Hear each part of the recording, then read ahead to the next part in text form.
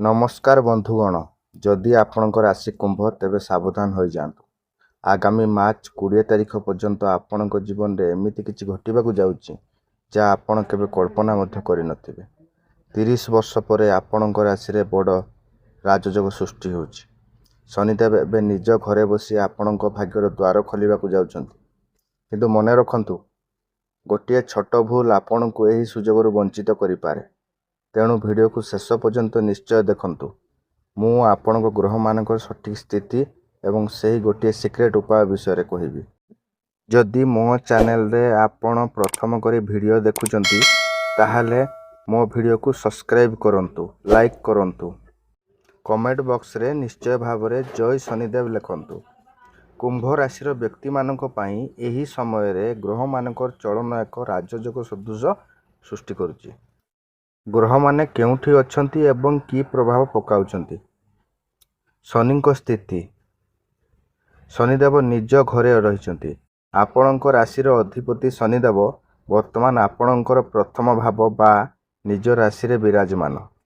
ଏହାକୁ ଯଶ ମହାପୁରୁଷ ଯୋଗ କୁହାଯାଏ। କ'ଣ ଫଳ ଦେଇଥାନ୍ତି? ଏହା ଆପଣଙ୍କୁ ମାନସିକ ସ୍ତରରେ ଶକ୍ତିଶାଳୀ କରିବେ, ଆପଣଙ୍କର ନିଷ୍ପତ୍ତି ନେବା କ୍ଷମତା ବଢ଼ିବ ଏବଂ ସମାଜରେ ପ୍ରଭାବ ବୃଦ୍ଧି ପାଇବ।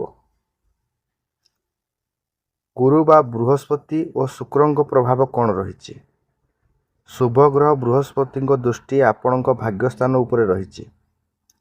କ'ଣ ଫଳ ଦେଇଥାନ୍ତି? ଏହାଦ୍ୱାରା ଧାର୍ମିକ କାର୍ଯ୍ୟରେ ରୁଚି ବଢ଼ିବ ଏବଂ ଭାଗ୍ୟର ପୂର୍ଣ୍ଣ ସହଯୋଗ ମିଳିବ। ଶୁକ୍ରଙ୍କ ଚଳନ ହେତୁ ଭୌତିକ ସୁଖ ସୁବିଧା, ଗାଡ଼ି ବା ଘର କିଣିବାର ସୁଯୋଗ ରହିଛି। ରାହୁ ଓ କେତୁ ଚଳନ। ରାହୁ ବର୍ତ୍ତମାନ ଦ୍ୱିତୀୟ ଭାବରେ ଅଛନ୍ତି। ରାହୁଙ୍କ ଯୋଗୁଁ ଆପଣଙ୍କୁ କିଛି ମିଥ୍ୟା ସୁଯୋଗ ମିଳିପାରେ କିମ୍ବା କଥାବାର୍ତ୍ତାରେ ସାମାନ୍ୟ କଠୋରତା ଆସିପାରେ। ତେଣୁ ବିନା ଚିନ୍ତା କରି କାହାକୁ କିଛି ପ୍ରତିଶ୍ରୁତି ଦିଅନ୍ତୁ ନାହିଁ। ସୂର୍ଯ୍ୟ ଏବଂ ବୁଧଙ୍କ ସ୍ଥିତି କ'ଣ ରହିଛି? ମାର୍ଚ୍ଚ ମଧ୍ୟଭାଗରେ ସୂର୍ଯ୍ୟଙ୍କ ରାଶି ପରିବର୍ତ୍ତନ ହେବ। ଏହାଦ୍ୱାରା କ'ଣ ଫଳ ମିଳିଥାଏ? ଏହାଦ୍ୱାରା ସରକାରୀ କାମରେ ସଫଳତା ମିଳିବ। ଯେଉଁମାନେ ପରୀକ୍ଷା ଦେଉଛନ୍ତି ସେମାନଙ୍କ ପାଇଁ ମାର୍ଚ୍ଚ 15 ପରେ ସମୟ ବହୁତ ଶୁଭ ରହିଛି।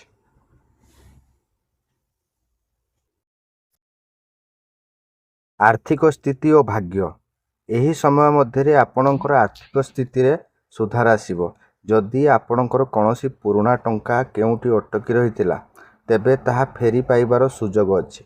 ଭାଗ୍ୟ ଆପଣଙ୍କୁ ସାହାଯ୍ୟ କରିବ। ନୂତନ ନିବେଶ ପାଇଁ ଏହା ଭଲ ସମୟ ଅଟେ। କ୍ୟାରିୟର ଓ ବ୍ୟବସାୟ। ଚାକିରି, କର୍ମକ୍ଷେତ୍ରରେ ଆପଣଙ୍କର ପ୍ରଭାବ ବଢ଼ିବ। ମାର୍ଚ୍ଚ 10 ତାରିଖ ପରେ ଆପଣଙ୍କୁ କୌଣସି ନୂଆ ଦାୟିତ୍ୱ ମିଳିପାରେ। ବ୍ୟବସାୟ। ବ୍ୟବସାୟୀମାନଙ୍କ ପାଇଁ ଏହି 17 ଦିନ ଲାଭଦାୟକ ରହିବ। ବିଶେଷ କରି ଯେଉଁମାନେ ଲୁହା, କପଡ଼ା କିମ୍ବା ଟେକ୍ନୋଲୋଜି କାମରେ ଅଛନ୍ତି, ସେମାନଙ୍କୁ ବଡ଼ ଅର୍ଡର ମିଳିପାରେ।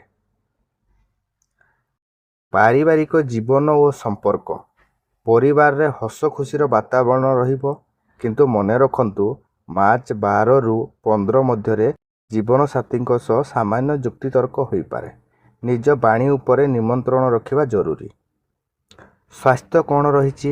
ସ୍ୱାସ୍ଥ୍ୟ ସାଧାରଣ ରହିବ, କିନ୍ତୁ ଆଣ୍ଠୁଗଣ୍ଠି ଯନ୍ତ୍ରଣା କିମ୍ବା ମାନସିକ ଚାପ ଅନୁଭବ କରିପାରନ୍ତି। ଅଧିକ ପାଣି ପିଅନ୍ତୁ ଏବଂ ଯୋଗ କରନ୍ତୁ। କିଛି ସାବଧାନତା ଅବଲମ୍ବନ କରିବାକୁ ପଡ଼ିବ। କ'ଣ ରହିଛି ସତର୍କତା? ଏହି ସମୟରେ କାହାରିକୁ ଟଙ୍କା ଧାର ଦିଅନ୍ତୁ ନାହିଁ, ନହେଲେ ସେହି ଟଙ୍କା ଫେରି ପାଇବା କଷ୍ଟକର ହେବ। ସମାଧାନର ବାଟ କ'ଣ ରହିଛି? ଯଦି ଶନିବାର ଦିନ ଶନି ମନ୍ଦିରରେ ଅଥବା କୌଣସି ଅଶ୍ୱସ୍ଥ ଗଛ ମୂଳେ ରାଶି ତେଲର ଦୀପଟିଏ ଜାଳନ୍ତି, ଏହାଦ୍ୱାରା ଶନିଦେବଙ୍କ ସାଢ଼େସାତିର ପ୍ରଭାବ କମ୍ ରହିବ ଏବଂ ଭାଗ୍ୟ ଅଧିକ ସାଥ ଦେବ। ଅଟକି ରହିଥିବା କାମ ପୂରା ହେବ। ଆପଣଙ୍କ ରାଶିର ଅଧିପତି ଶନିଦେବ ଏବେ ନିଜ ରାଶିରେ ଶକ୍ତିଶାଳୀ ହୋଇ ବସିଛନ୍ତି। ଏହାର ଅର୍ଥ ହେଉଛି, ଯେଉଁ କାମ ଗତ 2-3 ବର୍ଷ ହେବ ଅଟକି ରହିଥିଲା କିମ୍ବା ବହୁତ ଚେଷ୍ଟା ପରେ ମଧ୍ୟ ହେଉନଥିଲା, ତାହା ଏହି ମାର୍ଚ୍ଚ 20 ତାରିଖ ମଧ୍ୟରେ ଶେଷ ହେବାର ବହୁତ ସୁଯୋଗ ରହିଛି। ଶତ୍ରୁଙ୍କ ଉପରେ ବିଜୟ। କୁମ୍ଭ ରାଶି ପାଇଁ ଏହି ସମୟଟି ବିଜୟର ସମୟ। ଯଦି ଆପଣଙ୍କ ବିରୋଧରେ କେହି ଷଡ଼ଯନ୍ତ୍ର କରୁଥିଲେ କିମ୍ବା ଚାକିରି କ୍ଷେତ୍ରରେ ଆପଣଙ୍କୁ ହଇରାଣ କରୁଥିଲେ, ସେମାନେ ଏବେ ନିଜେ ପଛକୁ ହଟିଯିବେ। ଆପଣଙ୍କର ସମ୍ମାନ ଏବଂ ପ୍ରତିଷ୍ଠା ବୃଦ୍ଧି ପାଇବ। ହଠାତ୍ ଧନ ପ୍ରାପ୍ତିର ଯୋଗ ରହିଛି। ସବୁଠାରୁ ଭଲ କଥା ହେଉଛି ଗ୍ରହମାନଙ୍କର ସ୍ଥିତି ଆପଣଙ୍କୁ କୌଣସି ନା କୌଣସି ମାଧ୍ୟମରେ ଅପ୍ରତ୍ୟାଶିତ ଲାଭ ଦେଇପାରେ। ଏହା ପୈତୃକ ସମ୍ପତ୍ତିରୁ ହୋଇପାରେ କିମ୍ବା ପୁରୁଣା କୌଣସି ଇନଭେଷ୍ଟମେଣ୍ଟରୁ ଭଲ ରିଟର୍ଣ୍ଣ ମିଳିପାରେ। ମନେ ରଖନ୍ତୁ, କାହାରିକୁ ନିଜର ଗୁପ୍ତ କଥା କିମ୍ବା ଆଗାମୀ ଯୋଜନା ବିଷୟରେ କୁହନ୍ତୁ ନାହିଁ, ନହେଲେ କାମ ବିଗିଡ଼ିପାରେ। କୁମ୍ଭ ରାଶିର ବ୍ୟକ୍ତିମାନେ ମନେ ରଖନ୍ତୁ, ମାର୍ଚ୍ଚ 20 ପର୍ଯ୍ୟନ୍ତ ଆପଣଙ୍କ ପାଇଁ ଗଜକେଶରୀ ଯୋଗ ଭଳି ଶୁଭ ଫଳ ମିଳିବାକୁ ଯାଉଛି। ଯଦି ଆପଣ ନିଜ ଭାଗ୍ୟ ଏବଂ ଶନିଦେବଙ୍କ ଉପରେ ବିଶ୍ୱାସ କରନ୍ତି, ତେବେ କମେଣ୍ଟ ବକ୍ସରେ ଜୟ ଶନିଦେବ ନିଶ୍ଚୟ ଲେଖନ୍ତୁ।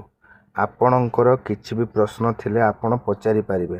ମୁଁ ନିଶ୍ଚୟ ଉତ୍ତର ଦେବା ପାଇଁ ଚେଷ୍ଟା କରିବି। ଯଦି ଆଜିର ଏହି ତଥ୍ୟ ଆପଣଙ୍କୁ ଭଲ ଲାଗିଥାଏ, ତେବେ ଭିଡ଼ିଓକୁ ଏକ ଲାଇକ୍ କରନ୍ତୁ ଏବଂ ଆଗକୁ ଏମିତି ସଠିକ୍ ରାଶିଫଳ ଜାଣିବା ପାଇଁ ଆମ ଚ୍ୟାନେଲ ସବସ୍କ୍ରାଇବ୍ କରନ୍ତୁ। ଆପଣଙ୍କ ଦିନଟି ଶୁଭମୟ ହେଉ। ଧନ୍ୟବାଦ।